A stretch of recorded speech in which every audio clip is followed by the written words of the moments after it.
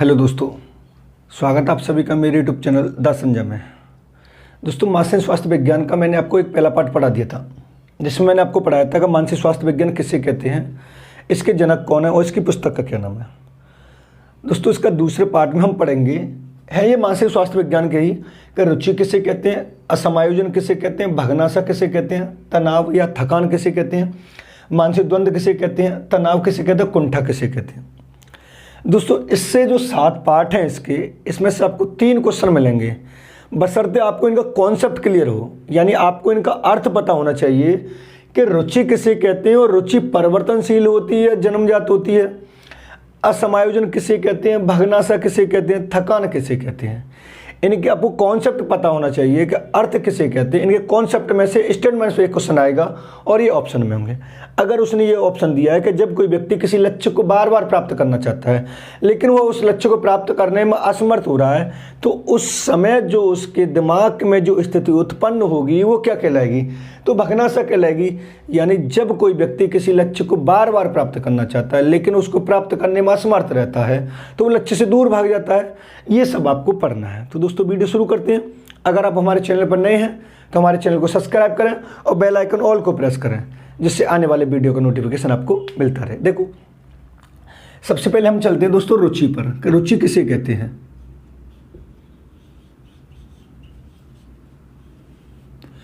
इसको दोस्तों इंग्लिश में बोला था इंटरेस्ट। इसकी उत्पत्ति लैटिन भाषा के इंटरेस्ट से हुई है, जिसका अर्थ होता है लगाव, पसंद और आकर्षित।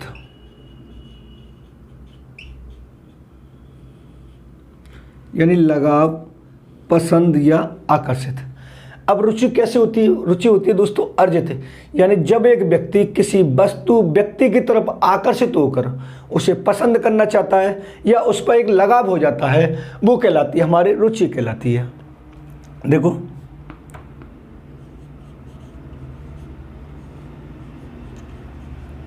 रुचि एक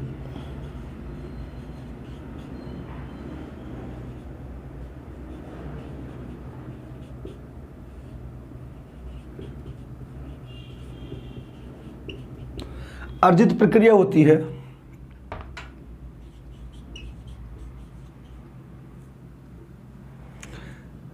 जब एक व्यक्ति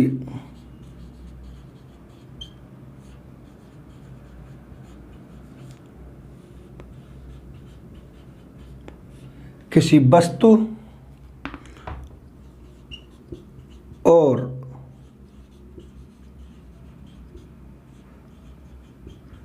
व्यक्ति को देखकर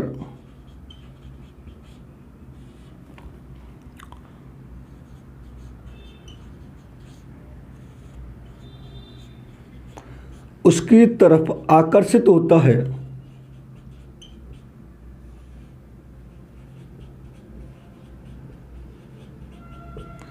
या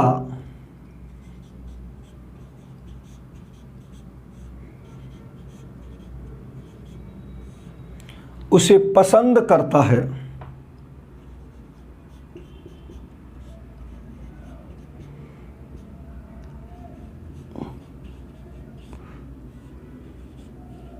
उसकी यह प्रक्रिया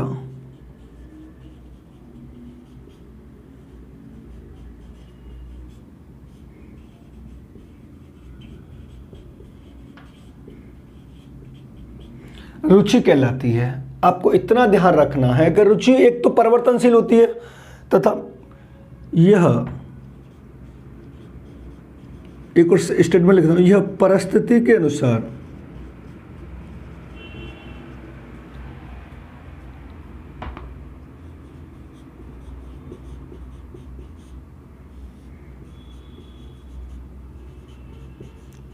परिवर्तन होती रहती है।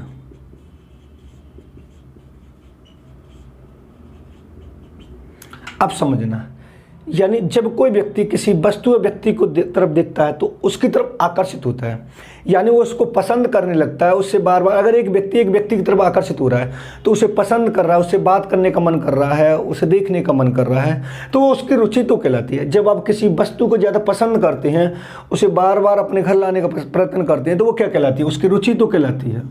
यानी रुचि जो होती है किसी व्यक्ति को अपनी तरफ आकर्षित करने के लिए प्रेरित करती है।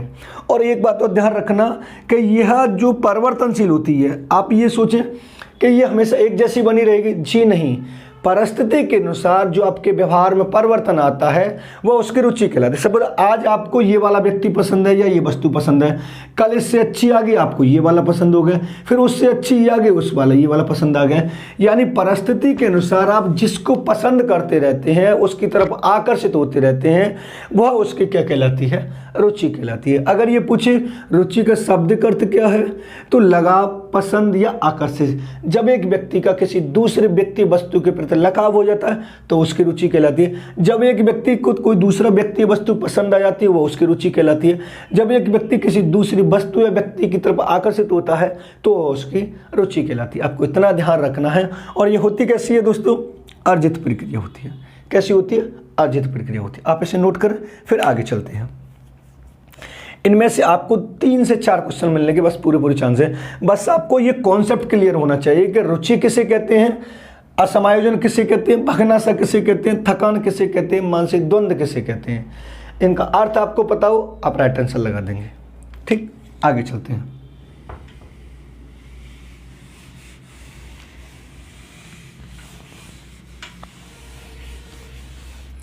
अब एक दूसरी बात आती है कि रुचि के आधार।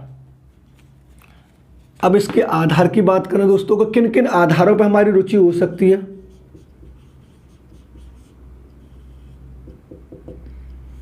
पहला, एक तो लिंग के आधार पर होती है।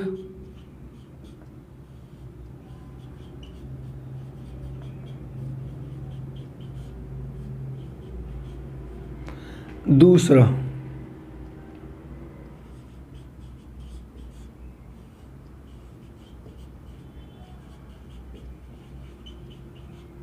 शरीर के आधार पर। नेक्स्ट,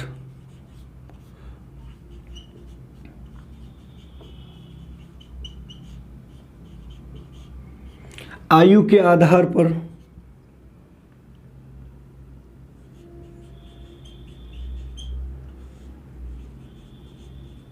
समाज के आधार पर।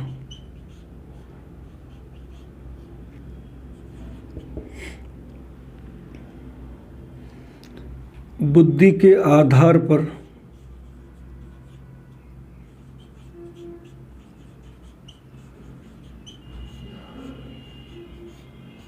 बुद्धि के आधार पर।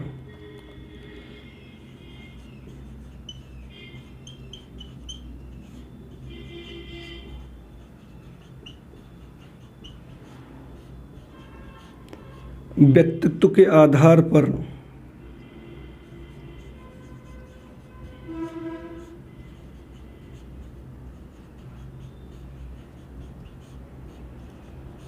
परिवार के आधार पर। एक लास्ट और लिख लेते हैं हम, व्यवसाय के आधार पर।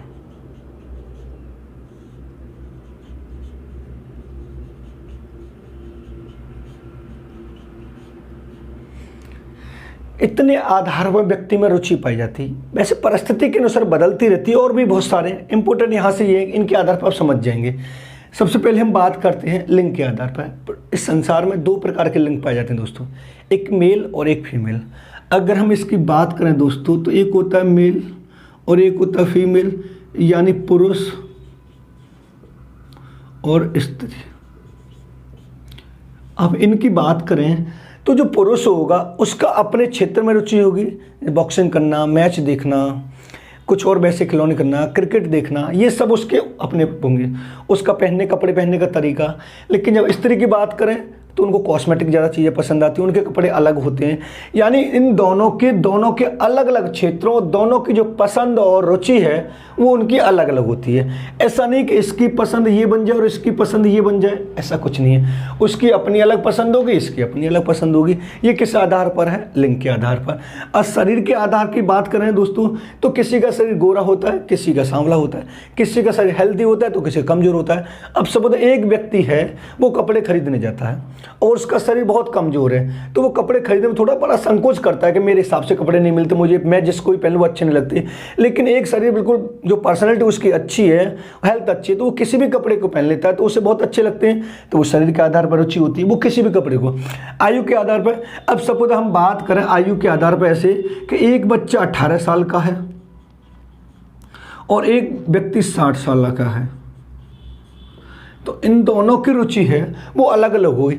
ये वाला व्यक्ति अपने हिसाब से अपना थोड़ा जो मन करेगा उसको खाएगा, ये व्यक्ति अपने 60 साल के हिसाब से, यानी शरीर का भी उसमें बड़ा इफेक्ट पड़ता है। अब 18 साल की आयु का बच्चा 60 साल वाली वस्तुओं को ले सकता है, उसकी तरफ आकर्षित होता है? जी नहीं। और 60 साल का व्यक्ति 18 साल के व्यक्तियों को आकर्षित होता है? जी नहीं। समाज के आधार पर, अब समाज दो प्रकार के होते हैं दोस्तों। एक मैं आपको बताता हूँ मृत समाज, एक होता जीवित समाज। अब जो मृत समाज में जो रहने वाले व्यक्ति, उनकी रुचि कहाँ होती है? वो जो प्राचीन परंपराओं से, जो रूढ़िबद्ध धारणाओं से जो ग्रसित है उसी में चले आ रहे हैं। लेकिन जीवित समाज में क्या होता है कि बदलते परिस्थिति के अनुसार हम अपने व्यवहार में परिवर्तन लेके आते हैं, वो कहलाता है। अब सब हमारी रुचि परिवर्तनशील हो रही, तो वो कौन सा समाज होगा? जीवित समाज। लेकिन हमारी रुचि एक ही वस्तु है, एक ही व्यक्ति में बनी हुई है, वो कौन सा समाज? हमारा मृत समाज कहलाता है। बुद्धि के आधार पर एक बालक होता है सामान्य बालक का और एक बालक होता है प्रतिभाशाली बालक का। लेकिन जो सामान्य बालक का जो IQ है वो सिंपल नॉर्मल वे में रहेगा। अगर उससे नीचे की हम बात करें, मंद बुद्धि, मूर्ख बुद्धि, जड़ बुद्धि, पिछड़ा बालक, तो क्या वो अपनी रुचि को परिवर्तन कर सकते हैं? जी नहीं। उन्हें एक बार जो चीज़ बता दी गई है वो उसी में खुश रहेगा। लेकिन प्रतिभाशाली बालक परिस्थिति के अनुसार अपने व्यवहार और अपनी बुद्धि में परिवर्तन करके रुचि अलग अलग क्षेत्रों में बना सकता है। व्यक्तित्व के आधार पर पर्सनैलिटी अगर दोस्तों हम वर्तमान में देखें तो दो प्रकार की पाई जाती है, अंतर्मुखी, बहिर्मुखी, और उसके साथ एक चलती है उभयमुखी। तो तीनों अलग अलग होती हैं। परिवार के आधार पर एक परिवार ऐसा है जिसके घर में हर समय लड़ाई झगड़ा, क्रोधी भावना, मारकाट की बात हो रही है। लेकिन एक परिवार शिक्षित परिवार है जिसमें हर समय ये होता है कि बेटे ये काम नहीं करना है, उनको ये करना है, तुम्हें ये पढ़ाई करनी है। तो जिस क्षेत्र में, जिस परिवार में पढ़ाई लिखाई की बात हो रही है, तो वो उसमें बच्चे जो सोचेंगे, उनकी रुचि जो होगी पढ़ने के क्षेत्र में होगी। लेकिन जिस परिवार में मारकाट की बात हो रही है उसके बच्चे अलग सीखेंगे। व्यवसाय के आधार पर, मुझे व्यवसाय यानी मेरी रुचि है किसी बिजनेस और करने में, आपकी बिजनेस कुछ और करने में, किसी और के कुछ करने में, सबकी अपनी अपनी रुचि रहती है। ये आप नोट कर लें, फिर आगे चलते हैं दोस्तों। इसकी विशेषताएं चलती है फिर।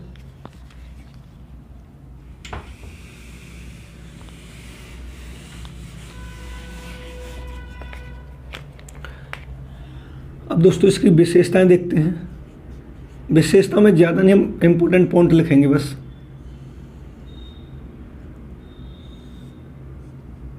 पहला, रुचि एक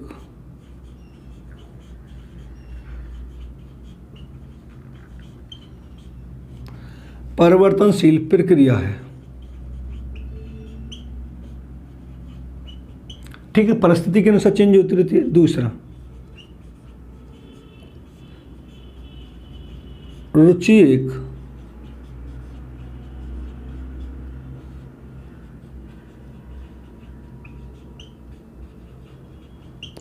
अर्जित प्रक्रिया है। ठीक है दोस्तों। नेक्स्ट, रुचि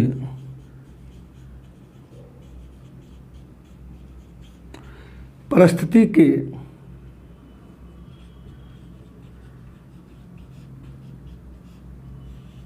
अनुसार बदलती रहती है। नेक्स्ट, रुचि व्यक्ति के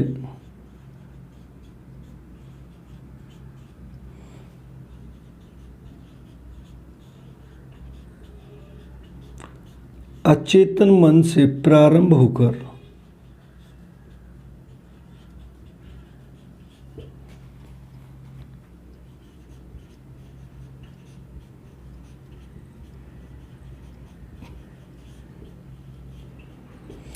चेतन मन में आती है। लास्ट लिखेंगे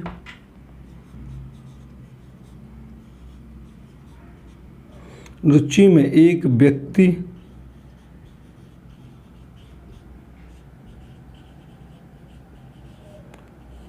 किसी वस्तु कोमा व्यक्ति की तरफ आकर्षित होता है।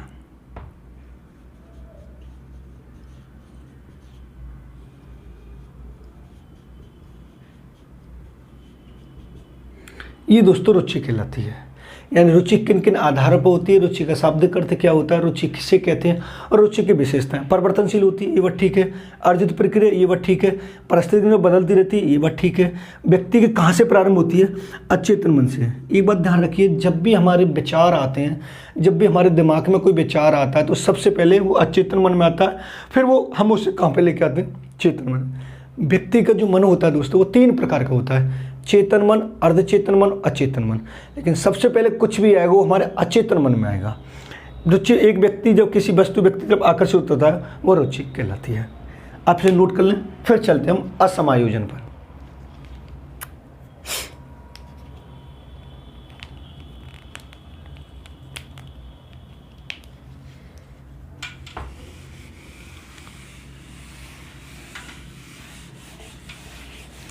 अब दोस्तों दूसरा पॉइंट आता है हमारा असमायोजन। देखो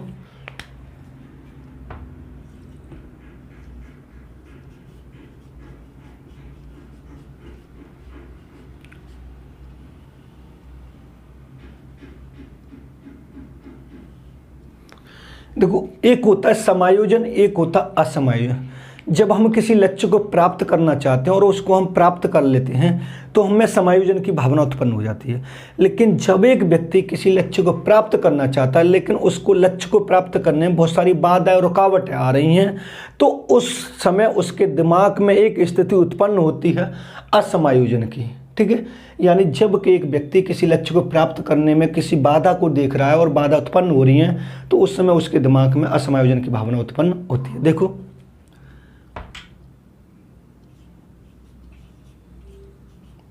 जब एक व्यक्ति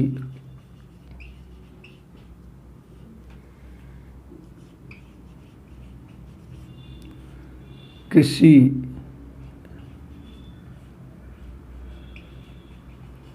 एक लक्ष्य या उद्देश्य को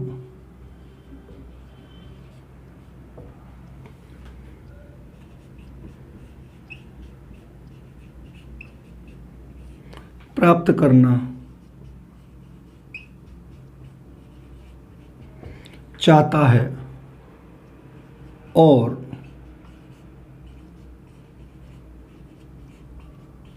वह उसको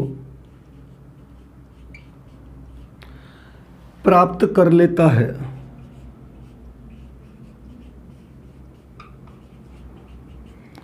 तो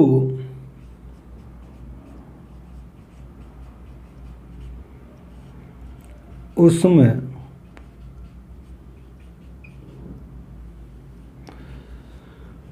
समायोजन की भावना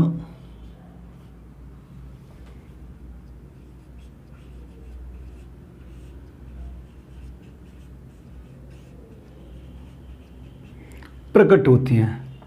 लेकिन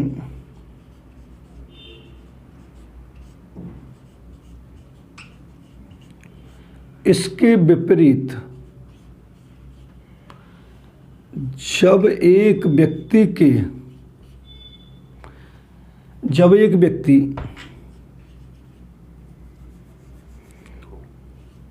के लक्ष्य या उद्देश्य को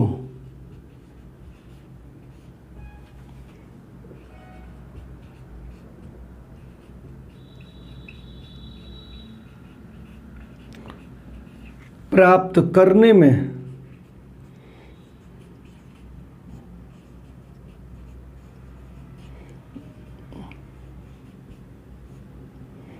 जब कोई बाधा या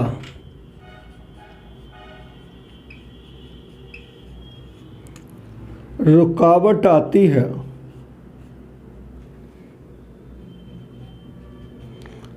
तो उस व्यक्ति में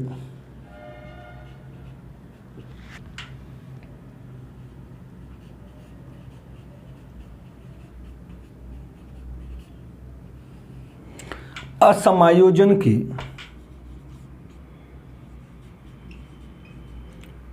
भावना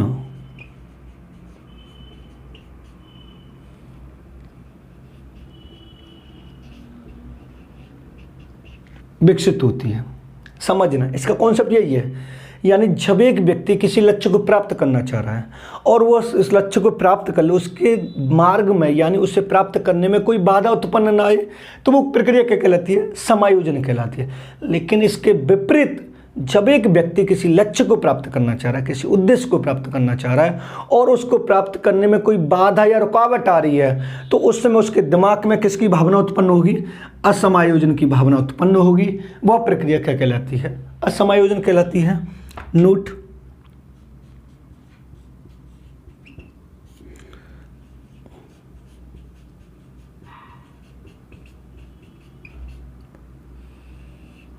असमायोजन की प्रक्रिया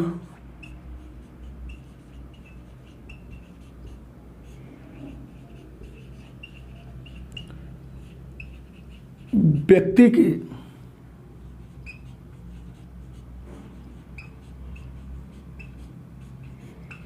अचेतन मन से प्रारंभ होती है।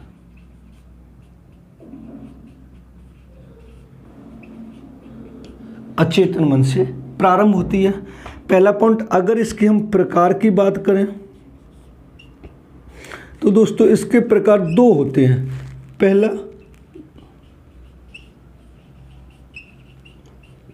शारीरिक समायोजन, दूसरा मानसिक असमायोजन।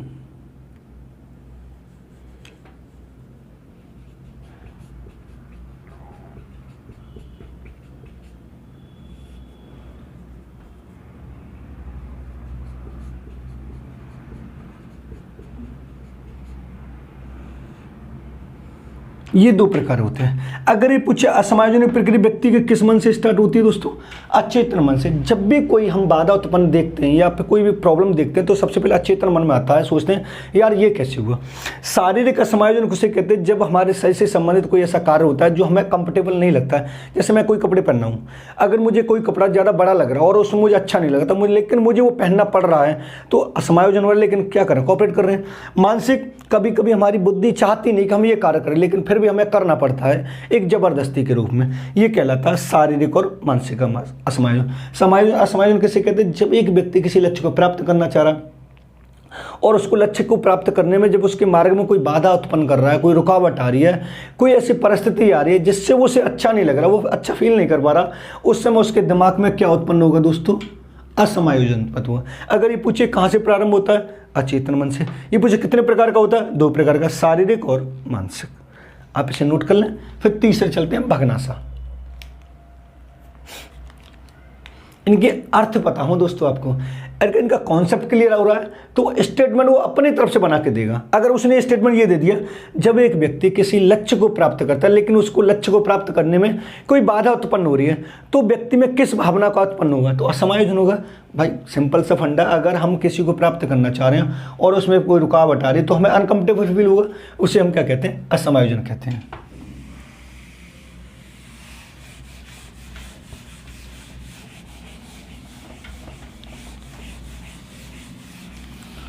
अब दोस्तों हम तीसरे की बात करते हैं, भगनासा।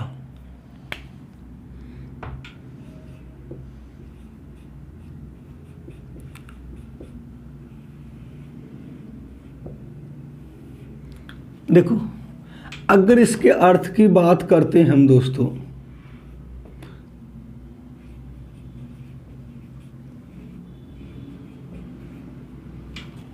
लक्ष्य से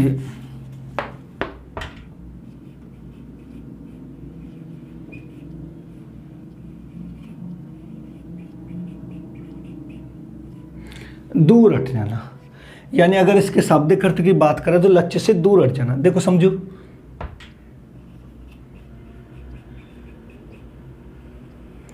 भगना सा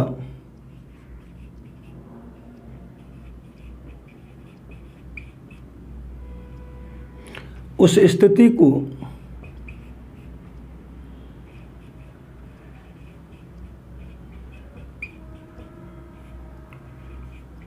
कहा जाता है जब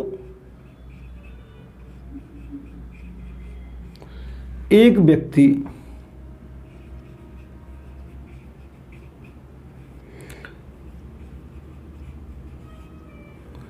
किसी लक्ष्य को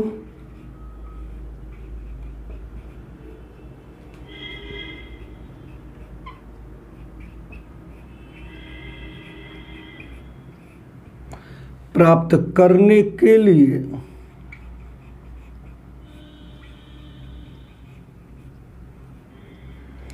बार बार प्रयास करता है,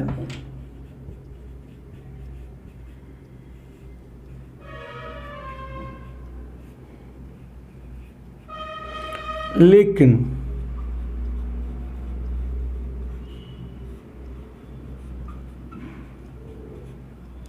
उसको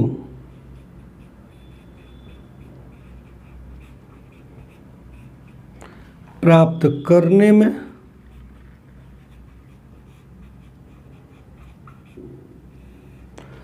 असफल रहता है,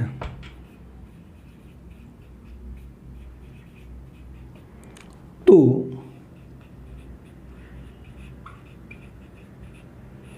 उसके मन में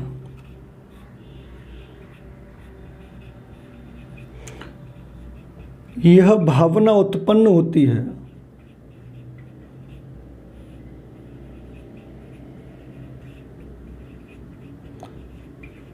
कि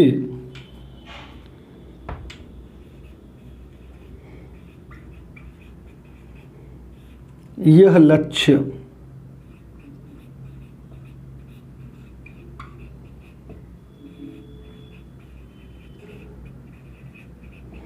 तेरे लिए नहीं है और वह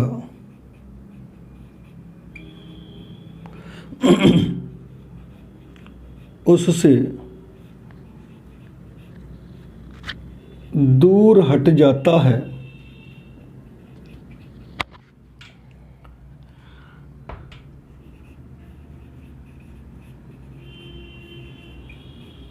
यह स्थिति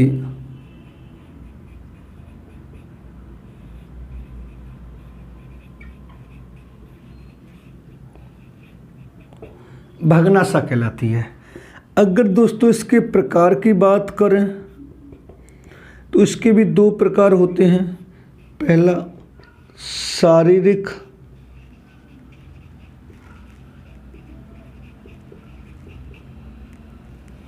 भगनासा, मानसिक भगनासा, ये दो प्रकार होते हैं। समझना इसको। भगनासा किसे कहते हैं? यानी जब एक व्यक्ति किसी लक्ष्य को बार बार प्राप्त, आप इसको नोट भी कर लेना, जब एक व्यक्ति किसी लक्ष्य को प्राप्त करना चाहता है लेकिन बार बार उस पर बॉर्डर पर आके, यानी बार बार 1 नंबर या 2 नंबर से फेल हो रहा है, हर बार कोशिश पूरी करके आता है और लेकिन हर बार फेल हो जाता है, तो उसके दिमाग में उस टाइम एक भावनाहीन भावना उत्पन्न होती है कि ये लक्ष्य तेरे लिए नहीं बना और उस लक्ष्य से दूर हट जाता है। वह स्थिति कहलाती है भगनासा। मैंने आपको पहली लाइन में लिखा है, यानी इसका अर्थ क्या है? लक्ष्य से दूर हट जाना। यानी उसके दिमाग में ये रहता है कि भाई ये लक्ष्य तेरे लिए नहीं बना, ये तो उसे प्राप्त हो नहीं होगा। यानी जब हम किसी लक्ष्य को देखकर उससे पीछे हट जाते हैं, वो कहलाती है हमारी भगनासा है। ये दो प्रकार की हो सकती है दोस्तों, शारीरिक और मानसिक भगनासा। शारीरिक कौन सी होती है? जब ऐसा कोई कार्य हमें दिया जाए जो हमारा शरीर उसको करने में असमर्थ हो, हम बार बार उसको, कोई इतना वजन दे दिया हमें, हम उसको उठा के दूसरे के ले जाना चाहते हैं लेकिन हमारा शरीर इतना काम ही नहीं कर रहा, तो हम उससे कहते हैं भैया हमसे नहीं होगा ये वाला। तो शारीरिक भगनासा। मानसिक भगनासा, एक व्यक्ति ऐसा होता है कि 18 से 20 घंटे पढ़ लेता है, एक व्यक्ति 2 घंटे नहीं पढ़ पाता। भाई जब एक व्यक्ति 2 घंटे नहीं पढ़ पा रहा तो वो मना कर देगा भाई हमसे इस काम नहीं होगा, हम अपनी लाइफ में पढ़ नहीं सकते, तो पढ़ने वाले लक्ष्य से दूसरे दूर भाग जाता है। ये स्थिति क्या कहलाती है? भगनासा। आपको कॉन्सेप्ट क्लियर होना चाहिए दोस्तों, आंसर अपने आप मिल जाएगा। आप इसे नोट कर लें। फिर आगे चलते हैं हम थकान पर। थकान तो आप लोग जानते होंगे दोस्तों, मैं थकान को थोड़ा बता दे रहा हूँ, लिखात क्या हूँ। थकान वो होती है जब व्यक्ति किसी कार्य को करता है तो करते करते उसके दिमाग में एक आराम की भावना उत्पन्न होती है। यानी थकान किसे कहते हैं, जैसे दो प्रकार की होती है, एक शारीरिक और एक मानसिक थकान। शारीरिक थकान वो होती है जो हमारा शरीर एकदम से बिल्कुल सुस्त पड़ जाता है, शिथिल हो जाता है, बिल्कुल एक तरह से बिल्कुल ऐसा हो जाता है जिसमें कोई जान ही नहीं हो। यानी जब एक व्यक्ति ज़्यादा से ज़्यादा कार्य करता है तो उसका शरीर भी उसका काम करना बंद कर देता है, वो थकान कहलाती है। दो प्रकार होते हैं, शारीरिक और मानसिक। मानसिक थकान सबसे ज़्यादा दोस्तों खतरनाक होती है। थकान कैसे, मानसिक थकान कैसे होती है ज़्यादा खतरनाक, कि सबसे पहले तो जो थकान होती है वो अचेतन मन से प्रारंभ होती है। अब मानसिक थकान वो होती है कि जब हमारा शरीर तो काम कर रहा है लेकिन हमारा मन है जो मस्तिष्क वो काम करने से मना कर रहा है। कहते हैं ना कि सर में दर्द हो रहा है, या फिर जैसे आँख है थोड़ा पानी आ रहा है, आंखों में थोड़ा जैसे चश्मा लगता है, तो ये मानसिक थकान के कारण तो होता है। कभी कभी बहुत तेज हमें कुछ याद करते हैं लेकिन भूलते जाते हैं, नींद ज़्यादा आना, वो सब किसके कारण होते हैं दोस्तों, मानसिक थकान या शारीरिक थकान के कारण होते हैं। थकान आप इतना ज़्यादा वो नहीं है कि जिससे आपको समझ में ना आए, तो इसको मैं लिखा नहीं रहा, आपको समझा दिया थकान कैसे कहते हैं। जब व्यक्ति किसी कार्य को करने में थोड़ी परेशानी का अनुभव करता है और थोड़ा आराम करना चाहता है तो वो थकान कहलाती है। नेक्स्ट हम देखते हैं दोस्तों 5 में, थकान को आप लिख लेना अपने आप से। नेक्स्ट देखते हैं हम 5 में, मानसिक द्वंद्व।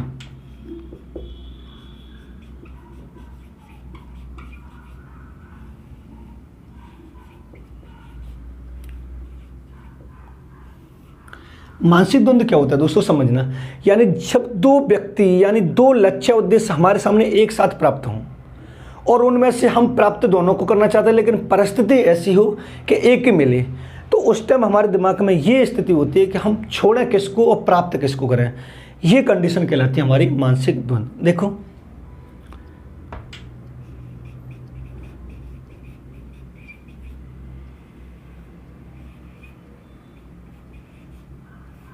मानसिक द्वंद्व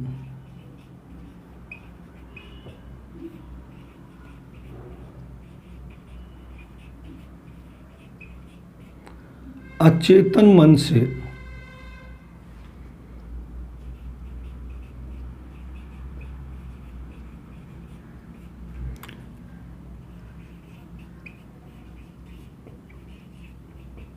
प्रारंभ होती है।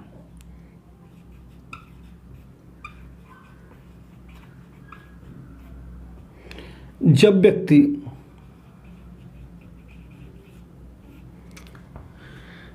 किन्हीं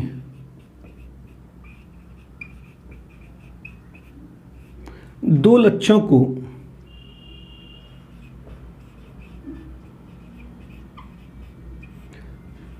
प्राप्त करना चाहता है लेकिन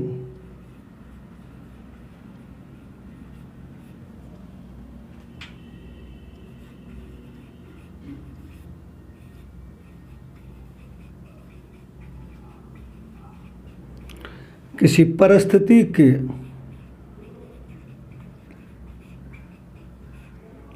अनुसार वह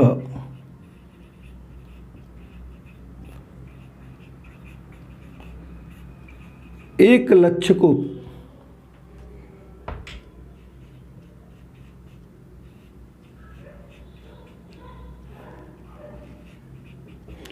प्राप्त करता है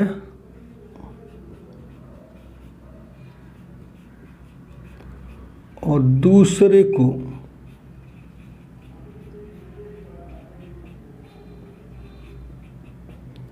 छोड़ता है।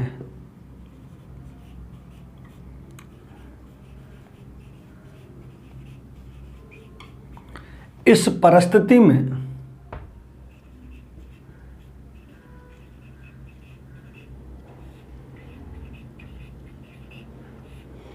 किस लक्ष्य को छोड़ा जाए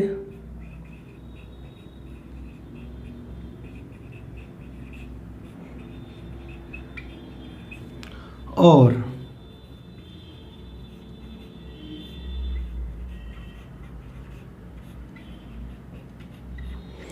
किस लक्ष्य को प्राप्त किया जाए,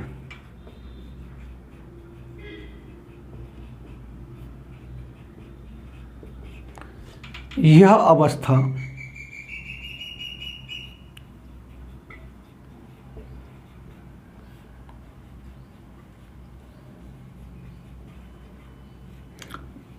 मानसिक द्वंद्व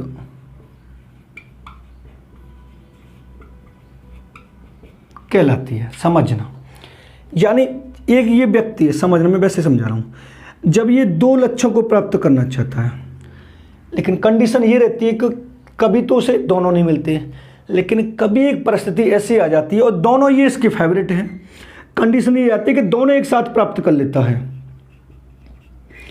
अब एक साथ प्राप्त करने के बाद लेकिन मिलेगा तो एक ही, अब उसे दिमाग में ये रहता है कि मैं इसको छोड़ूं या इसको प्राप्त करूं, या इसको छोड़ूं या इसको प्राप्त करूं, यानी दो लक्ष्य उसने एक साथ प्राप्त किए हैं।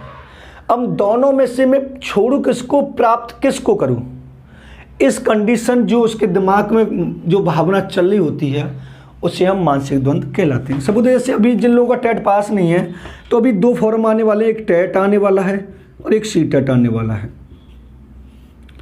अब दोनों एक साथ आ जाएं तो व्यक्ति के दिमाग में ये भावना होगी कि मैं टेट की तैयारी करूं कि सी टेट की तैयारी करूं, इन दोनों को एक साथ करूं, भाई दोनों के एक साथ तो नहीं हो सकती, अब इसकी करूं कि इसकी, इसको छोड़ूं कि इसको छोड़ूं, उसके दिमाग में बड़ा कन्फ्यूजन हो रहा है कि भाई हम करें तो करें क्या। तो उस स्थिति को हम क्या कहलाते हैं, मानसिक द्वंद्व कहलाते हैं। यानी जब दो कंडीशन ऐसी हों जिनमें से हमें एक को छोड़ना हो एक को अपनाना हो, लेकिन दोनों पसंद हों, अब ये समझ में नहीं आ रहा कि छोड़े किसको और प्राप्त किसको करें, इस स्थिति में मानसिक द्वंद्व कहलाती है। एक गांव में कहावत सुनी होगा आपने कि अम्मा भी प्यारी बाबा भी प्यारा, स्वर्ग को जाए कौन, कंडीशन यहां पर ही होती है मानसिक द्वंद्व। आप इसको नोट कर लें। फिर आगे चलते हैं तनाव।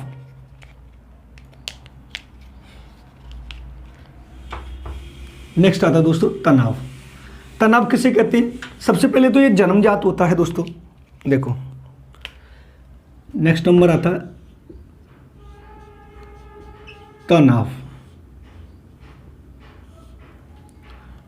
मैं लिख रहा हूं तब समझ में आएगा।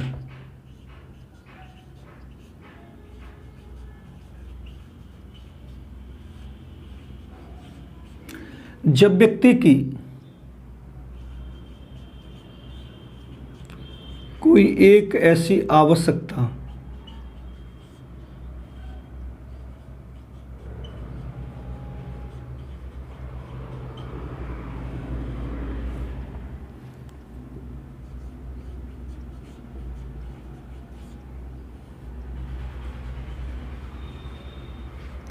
जिसकी पूर्ति नहीं हो पाती है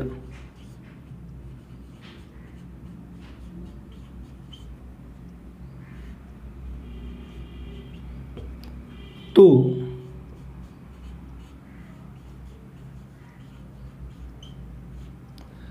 व्यक्ति में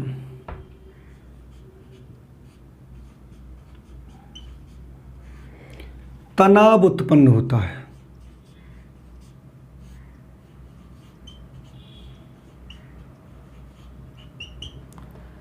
जैसे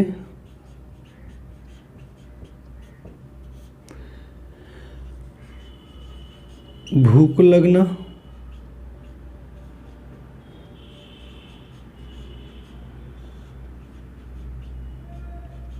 प्यास लगना, विश्राम। अब समझना तनाव कब उत्पन्न होता है, जब हमारी कोई ऐसी आवश्यकता जिसकी पूर्ति नहीं हो पाती है तो व्यक्ति में तनाव उत्पन्न होता है। सब आपको भूख लग रही है बहुत जोर से लेकिन मैं आपको खाना नहीं दे रहा तो तनाव उत्पन्न होगा। आपको नींद आ रही, मैं आपको सोने नहीं दे रहा, आप बहुत थक चुके हैं लेकिन मैं आपको आराम या विश्राम करने नहीं दे रहा, तो वो स्थिति क्या कहलाती है, हमारी तनाव कहलाती है। यानी हमारी ऐसी कोई आवश्यकता जिसकी पूर्ति न हो पाए वह व्यक्ति में तनाव उत्पन्न करती है। ये दो प्रकार का होती है दोस्तों। एक होता है शारीरिक तनाव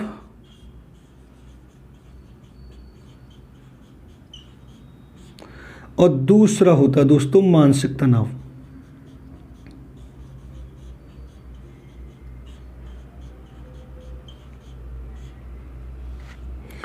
एक होती है शारीरिक तनाव और एक होती है मानसिक तनाव। कैसे? शारीरिक तनाव कब होता है, जब कोई हमारा बाहर जो दिखाई देता बाहरी, सब आपको गुस्सा आ रहा बहुत तेज लेकिन आप कुछ कर नहीं पा रहे तो आपका मुंह पूरा लाल हो जाएगा, आंखें लाल हो जाएंगे, आपके हाथ पैर कप पाएंगे, आप बात करने में लड़खड़ाएंगे। तो क्या है शारीरिक तनाव है, मतलब आप लड़ाई करना नहीं पा रहे हैं लेकिन आपके अंदर से बहुत आवाज़ है। मानसिक तनाव यानी जब आप डिप्रेशन में चले जाते, बहुत ज़्यादा सोचते हैं तो वो क्या कहलाता है, तनाव भी तो कहलाता है। आपकी ऐसी कोई आवश्यकता जिसकी पूर्ति नहीं हो पाती वो तनाव कहलाती है। आप इसको नोट करें, फिर आगे चलते हैं। एक लास्ट रहेगा कुंठा। कुंठा को बोलते हैं हम ईर्ष्या या घृणा। जब एक व्यक्ति किसी दूसरे व्यक्ति यानी एक व्यक्ति से आगे निकल जाता है वो कुंठा कहलाती है। आगे चलते हैं।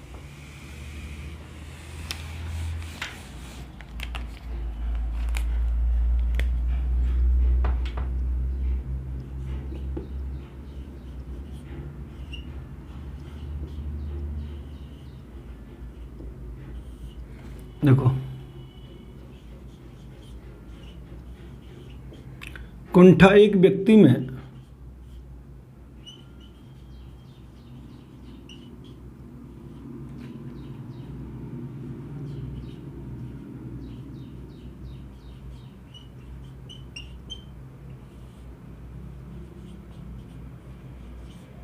जन्मजात होती है दोस्तों। कैसे? इसको हम घृणा,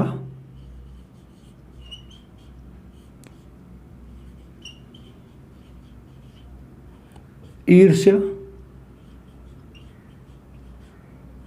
जलन, बुराई भी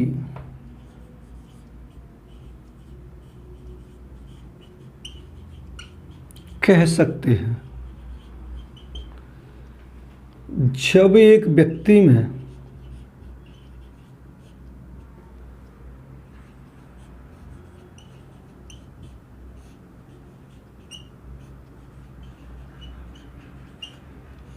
किसी वस्तु या व्यक्ति के प्रति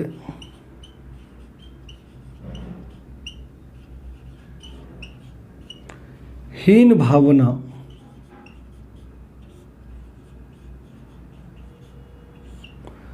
उत्पन्न होती है,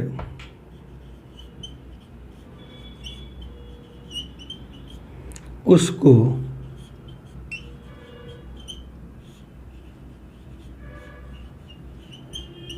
कुंठा कहा जाता है। ठीक है दोस्तों, एक नोट डाल के लिखेंगे।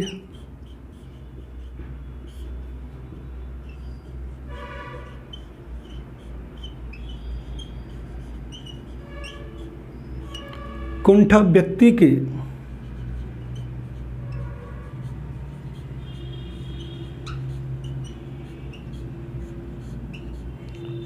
अचेतन मन से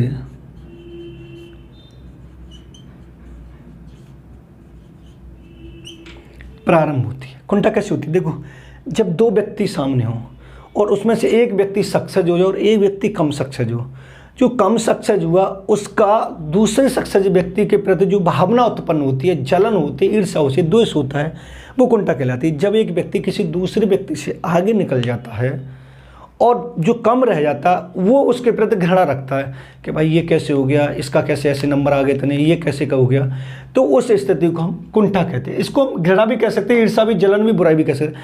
जब एक व्यक्ति किसी दूसरे व्यक्ति की बुराई करता है तो कुंठित तो कहलाती है। भाई हम बुराई क्यों करते हैं? जब कोई व्यक्ति हमसे आगे निकल जाता है जब भी तो बुराई करते हैं। हम आपसे छोटे वाले की बुराई थोड़ी ना करते, अपने से ऊपर वाले की बुराई करते हैं, तो वो क्या कहलाती है दोस्तों? कुंठा कहलाती है। ये था दोस्तों मानसिक स्वास्थ्य विज्ञान का दूसरा पार्ट। अगर दोस्तों वीडियो पसंद आया तो वीडियो को लाइक करें और शेयर करें और कमेंट करना न भूलें। अगर आप हमारे चैनल पर नए हैं तो हमारे चैनल को सब्सक्राइब करें और बेल आइकन ऑल को प्रेस करें, जिससे आने वाले वीडियो का नोटिफिकेशन आपको मिलता रहे। धन्यवाद दोस्तों, आप इसको नोट कर लीजिए।